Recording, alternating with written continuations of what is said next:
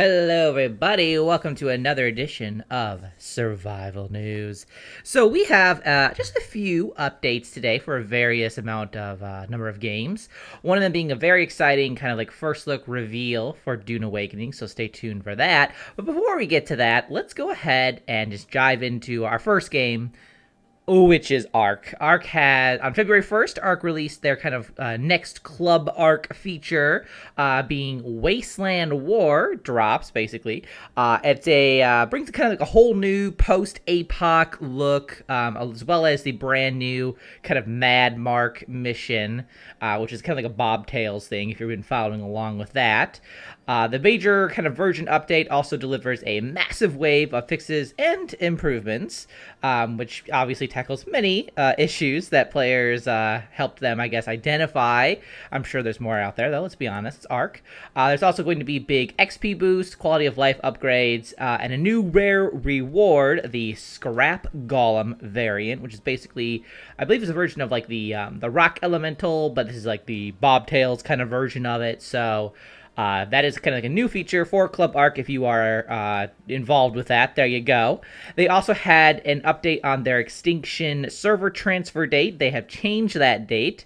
The official Extinction servers are going to now be open on February 7th, which is, again, that's going to allow you to transfer your characters, items, and creatures to and from Extinction servers. So at the time of recording, it's actually tomorrow, Friday. So that is when those transfers open up. So you can, if you have people you want to bring over or whatever, that's when you get to do that. And then the Extinction expired servers offline is happening on February 28th. So if you're part of like that server kind of cluster, February 28th is your last day for that.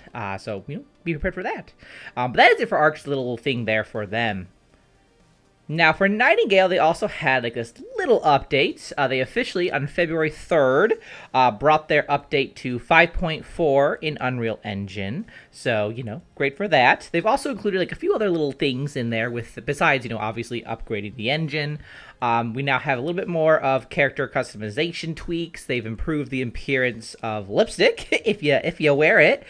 So you may need to re-edit lipstick in the character creator just because it might look a little wonky now.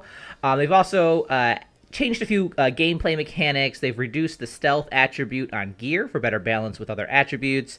They have removed structural support requirements, allowing objects to float when building. So if you want to make a floating building now, that seems like that's a little bit easier to do. Campfires and other field structures now turn off automatically after crafting is complete, which is great because I always leave that campfire running and then... oops, I'm out of fuel. So glad that they have added that. For gamepad, those who use gamepads, they have updates for that as well. They've improved the gamepad for the map, the guidebook, the estate cairn, and automation screens. They've added a few visual updates, unique models, added for the Spirus mushrooms, as well as hero creatures appearances now match the clothing customization you put on them. And then finally, for building and crafting, we can now copy, move, and remove functionalities added to build advanced mode. So if you want to copy like something, you can just do that. You don't have to like keep going back and forth between your menus. So a little bit, definitely like a quality of life feature there. There's also they've also reduced time and effort to craft Tier Essence 2 and Tier Essence 3 crafting benches. So you might find that a little bit easier to get those now so that you can, start building and making new things. So a little update from Nightingale there.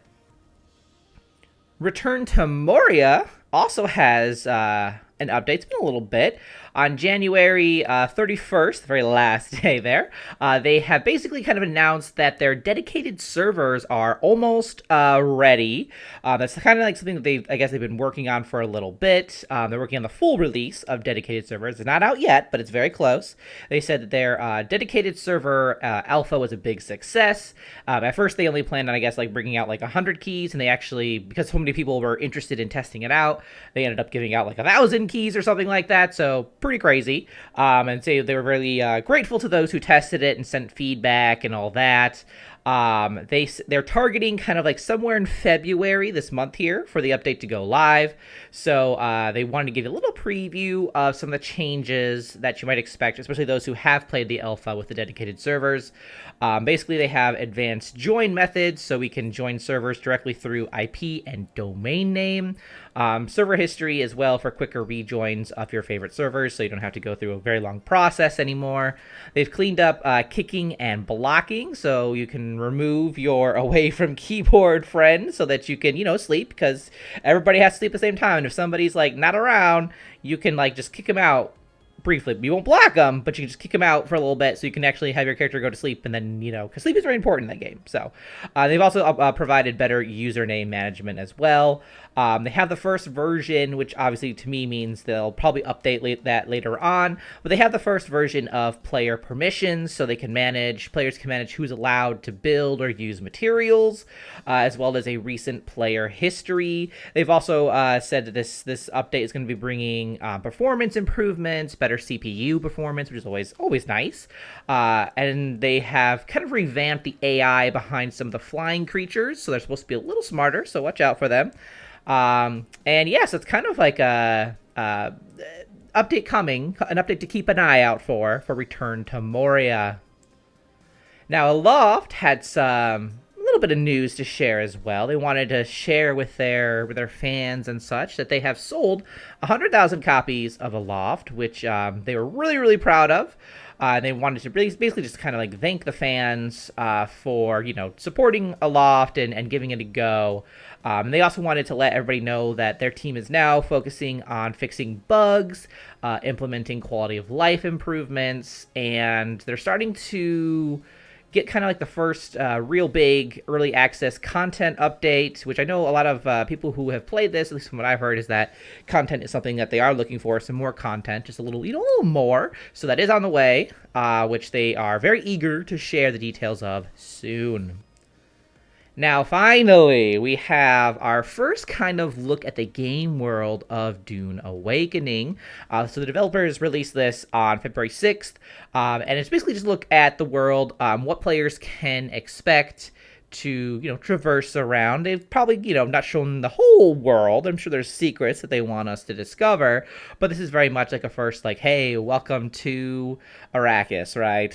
Which I know a lot of Dune fans out there are very excited to kind of dive in and see what the developer's version of that world looks like. So definitely take a look at that trailer if you are interested in that game, and let me know what you think. But that is it for this little, I guess, kernel of survival game news out there. So we will see you guys next week to see what's in store. Until then, keep surviving and keep thriving.